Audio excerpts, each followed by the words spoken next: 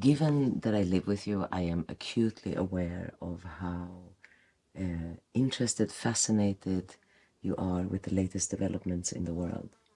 And I also know how you are seeing a true connection between what is happening in the world and the immediate, almost urgent necessity for people to know themselves better and meditate.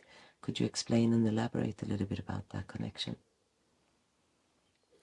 Yeah, we have deployed into the world an entity that is more intelligent than us, or has the ability to develop intelligence beyond our place, and that is learning almost autonomously, in contact and feedback with human beings, but with the capacity to learn independently. And without any further considerations of consciousness or sentientness,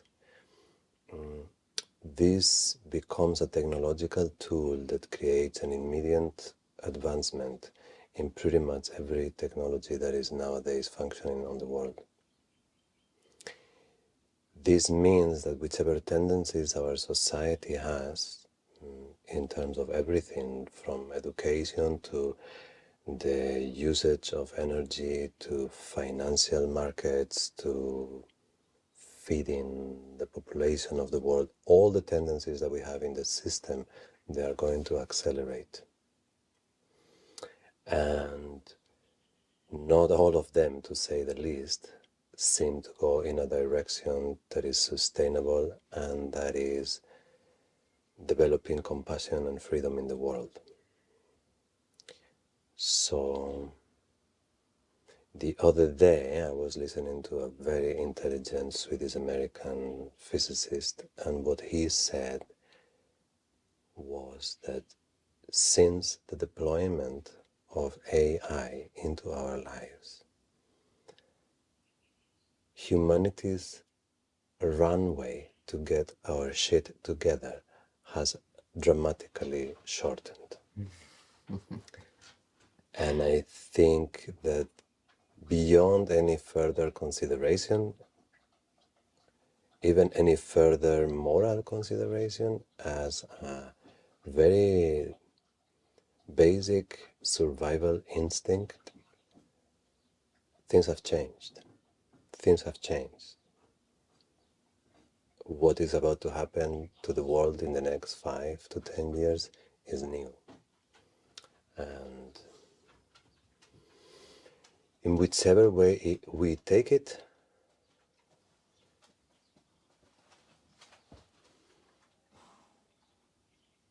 we need to be sharp, we need to be awake, we need to be in our most connected, empathic, clear behavior as to which world we are building for ourselves, but for the future generations. And what before was a debate about the future, now is a debate about tomorrow. So I don't know, I think everybody will maybe position themselves differently, and maybe the challenge is to harmonize all the different vibrations and all the different sensitivities that we humans have, but that we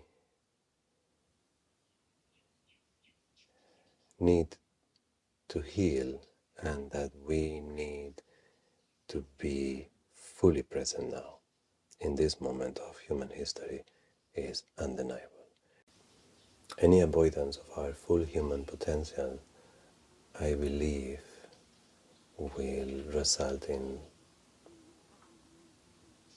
very sad consequences.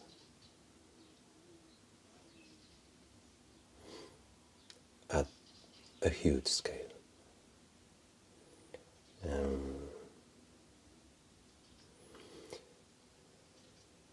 But it's up to us. So to feel defeated and just look at the evolution of the world and just sit back and say it has nothing to do with me, Um, I don't think that's going to be something that brings happiness I to don't think it's going to be possible. also, but I don't think that is going to bring happiness to the person that is holding that position. Yeah, I think a position of engagement in any degree, and a position where there is passion about your next day and appreciation to this beautiful life that we were given. Yeah, if there was any time, it's now. It's yesterday, but if there was any time, it's now.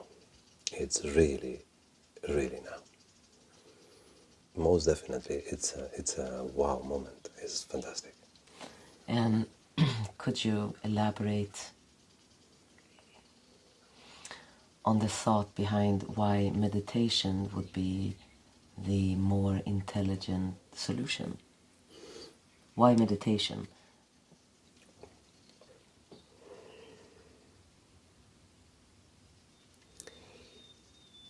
Our relationship to each other and our relationship to the planet has certain built-in viruses that cause us to continuously hurt each other and cause us to continuously see one another as competition and not friendly allies. This view, this you or me view, is built in the system, and anything that is built out of the system with that view carries that view. In the case of AI, the algorithm previously, when we talk, let's say, of social networks or Google, yeah, is carrying the understanding that generating conflict between humans is equal to generate profit, engagement, likes, leaning forward, leaning into pro something or away against something makes us excited. So the algorithm is preying on our necessity for drama, so to speak. The result of that attitude is that we have created an AI that has incredible capabilities. But there is a black box at the center where we don't know how it operates.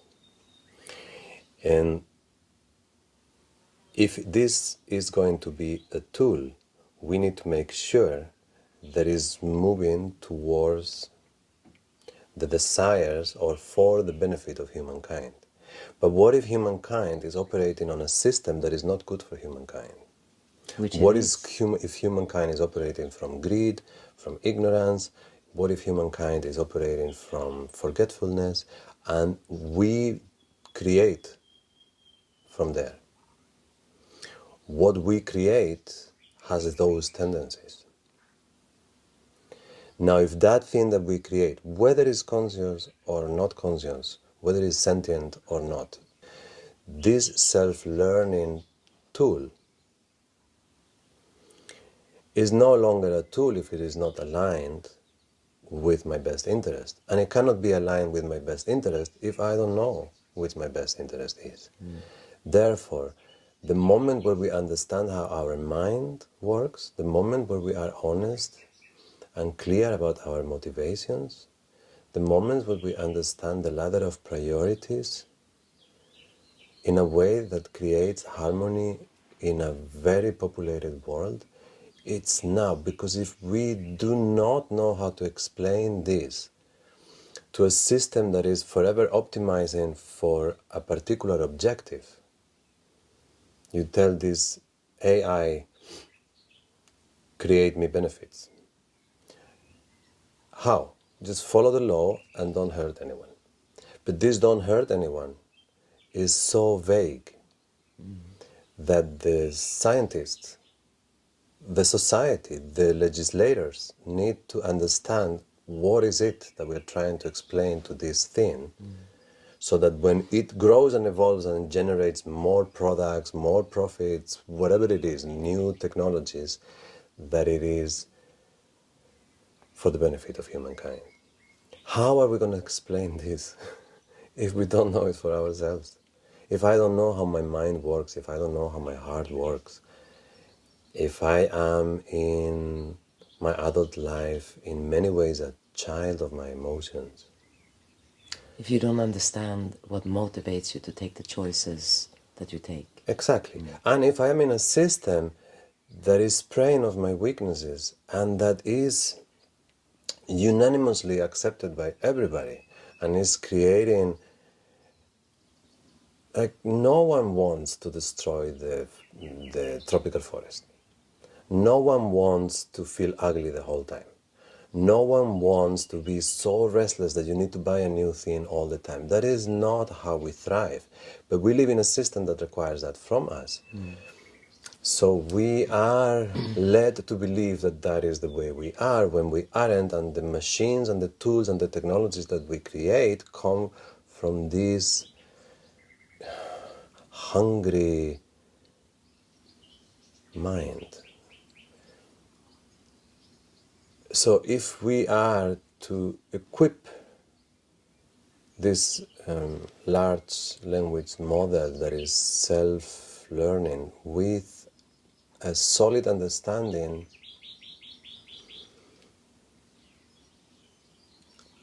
of how it can operate so it's good for the benefit of everybody, we need to pause, we need to breathe, we need to stop racing for the next profitable section of the market, and we need to literally pull the plug of many things in our world. And I know what I'm saying sounds crazy, but you're not going to fix the engine of the car while the car is still running. And the only thing that creates a pause of that magnitude without civil unrest is meditation, whichever form. Yeah, it's looking at nature, is being alone, is spending time in silence, it's reaching into your loved ones and build bridges, is having uncomfortable conversations with your families, all the things that we don't do when we are doing this. Yeah? So we need to look inside. And if you are going to be the bearer of the bad news, and you're going to say, it's too late, dudes, it's too late. Even more reason. Fuck, if we're all gonna go fucking meditate, no, let's heal a little bit these hearts that we carry full of wounds, and these relationships where, to ourselves, where we are still holding on a grudge to the very basic essence of who I am.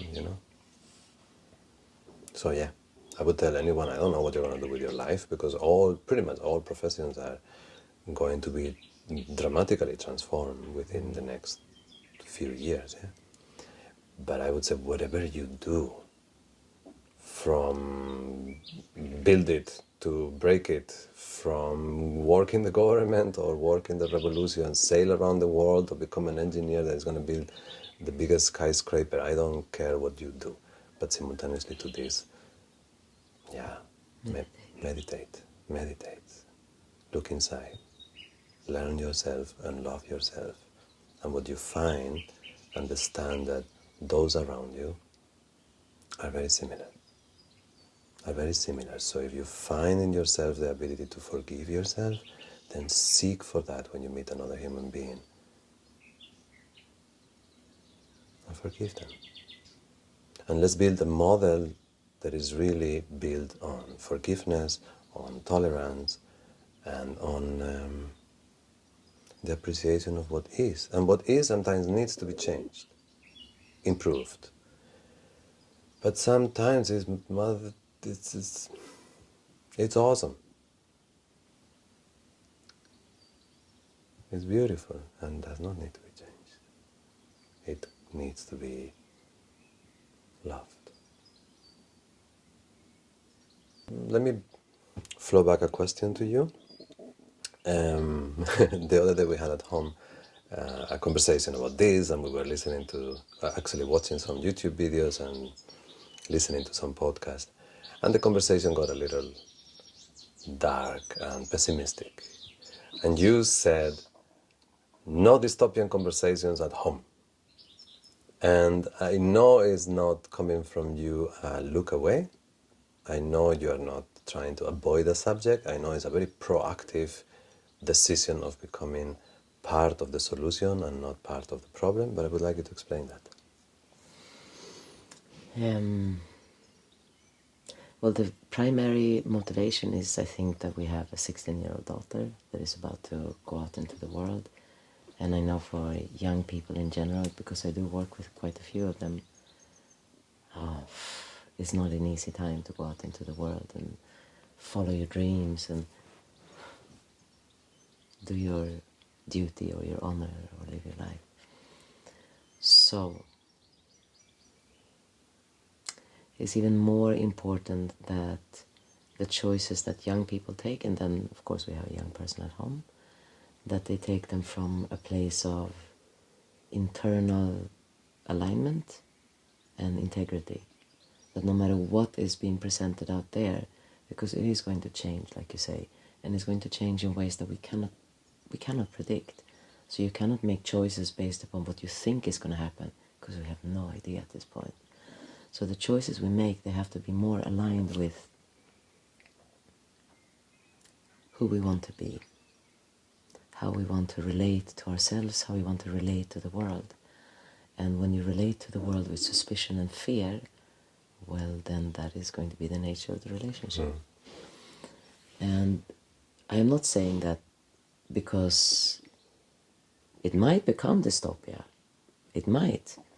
But it wouldn't help you to hold that view from here. No. And also, even if it is dystopia, the moment-to-moment preciousness of life, I believe, is untouched. So if you dive into the moment-to-moment appreciation of what is in your breath, in the look of your partner's eyes, in your dog, in nature, in things that you love to do, that's not very dystopian. So that is the reality that you live in. That is your life experience. And as things shift outside, when you train your mind to... It's not even looking for the silver lining, but it is to train the mind to be right here, right now, in this what is happening in this very moment. And we know when we foresee this dystopian future, we are certainly not right here, right now. We are looking at media, we are looking at different people that have opinions about what is to happen, what is not to happen, but we are projecting. And that projection may not be so powerful. There will be a projection of many in order for it to become a manifesting. But for your own integrity and for the value of the life that you've been given, let's not give it energy. Definitely. Definitely. Also because what you say, everything that is not here right now, it is only potential. Only potential. And will only grow the one you water. It's like Exactly. that. So if the future in some way is intimidating, your only solution is hold on a beautiful, be in the present and then hold on a beautiful image of a future you can love and work for it. Work for it. Yeah. With your friends, with your family, with your neighborhood. Yeah, and also engaging in the things that you love becomes... Before we have been like, I'd like to do things I like to do things that bring you joy. But now it's almost like an urgency in doing that, because what better way to celebrate this moment than to fucking enjoy it fully and do the things that you really enjoy, because you don't know what is around the corner. And if you spend your time thinking about what is around the corner, you may enjoy that as a theoretical, philosophical pastime. Yeah. But in actuality, it's almost like you have one of these beautiful flowers that we have in the garden that is blooming, And as it is blooming, is also developing all the thorns. And you can get stuck in how painful the thorns are, and they are painful, but you can't miss the blooming. And we had a reflection these days with my family was visiting, and you know, we meditate, we play, we go dancing, we are living a life where knowing ourselves, we're exploring our minds, we're developing spiritually, whatever we want to call it, yeah, but that is one of the priorities in our lives. And you look back to the generational evolution of your lineage and you realize that we are almost the first generation that is able to do that. Absolutely. The other generations were bleeding, sweating, crying, fighting, killing each other, surviving. They were hungry. So when you sit in your meditation cushion, when you go to your ecstatic dance ceremony, when you engage in whatever it is, in a chanting circle, whatever it is that brings you joy, you go surfing, you go skydiving, doesn't matter. It looks at the tip that might almost be a frivolous action, but if you imbue it with the dedication that so many generations have put into the evolution of humankind, so we can actually be so privileged that we can enjoy that moment of self-introspection or that moment of hedonism. And if you imbue your hedonism with depth, I guess that's maybe the definition of ecstasy, you know? A pleasure that understands the pain that was required to bring it forth. that sees its polar opposites. Something like that, yeah. And this was a very beautiful conversation. Yeah. Yeah. Let's do it again. Let's do it again.